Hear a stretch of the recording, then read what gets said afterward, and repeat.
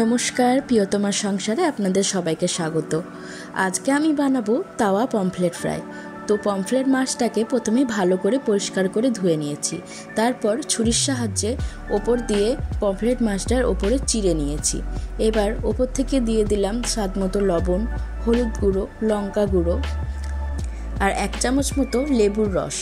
এবার এইগুলো দিয়ে ভালো করে মাখিয়ে 5 মিনিট মতো রেখে দেবো।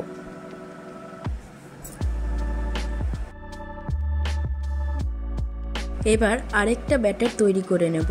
তো নিয়েছি 2 টেবিল চামচ মতো টক দই, তার মধ্যে আরেকটুখানি নুন মিশিয়ে নিলাম। নুনটা কিন্তু সেই ভেবেই মেশাতে হবে, কারণ কি আমরা পমফ্লেট মাছে আগে নুন মাখিয়েছি।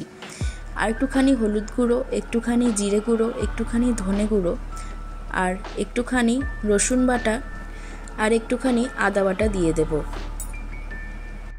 1 চামচ কাশ্মীরি রেড চিলি পাউডার দিয়ে দিলাম আর দিয়ে দিলাম 1 চামচ গরম মশলা গুঁড়ো। দইটার সাথে ভালো করে মশলাগুলো মিশিয়ে নেব। দইটাও যাতে ফেটানো হয়ে যায় আর মশলাটাও মিশে যায়, ভালো করে হাতের সাহায্যে মিশিয়ে নিলাম। তারপর 1 চামচ লেবুর রস দিয়ে দিলাম। তারপর নুন হলুদ মাখানো মাছগুলো দিয়ে মশলাটার সাথে দইয়ের মিশ্রণটার সাথে ভালো করে মাখিয়ে নিচ্ছি। মাখিয়ে নিয়ে আরও 10 মিনিট মতো রেখে দেব।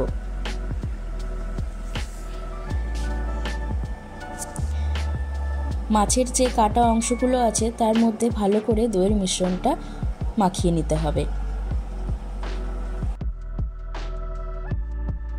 তারপর একটা ফ্রাইং প্যানে সর্ষের তেল গরম করে নিয়েছি। সর্ষের তেলটা ভালো করে গরম হয়ে যাওয়ার পর মাছগুলো দিয়ে দিলাম।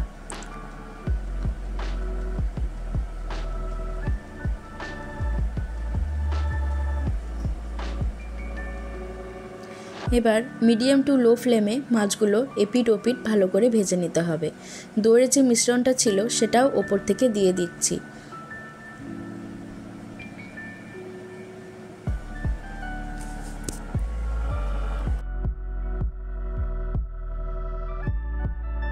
একদিকটা ভাজা হয়ে গেছে, আরেক দিকটা এবার উল্টে দেব।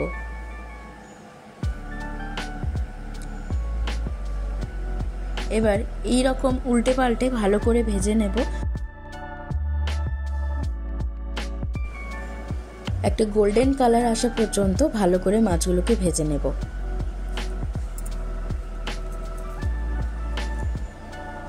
মাছগুলো ভালো করে ভাজা হয়ে গেছে, তো তৈরি হয়ে গেছে আমাদের তাওয়া পমফ্লেট ফ্রাই। ওপর থেকে কাঁচা পেঁয়াজ, লেবু স্লাইস ও কাঁচা লঙ্কা, চেরা কাঁচা লঙ্কা নিয়ে ওপর থেকে গার্নিশিং করে দিয়েছি, যাতে দেখতে আরও সুন্দর লাগছে।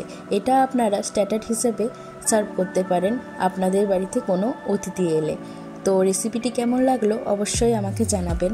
আরও সুন্দর সুন্দর রেসিপি পাওয়ার জন্য চ্যানেলটি সাবস্ক্রাইব করে রাখবেন।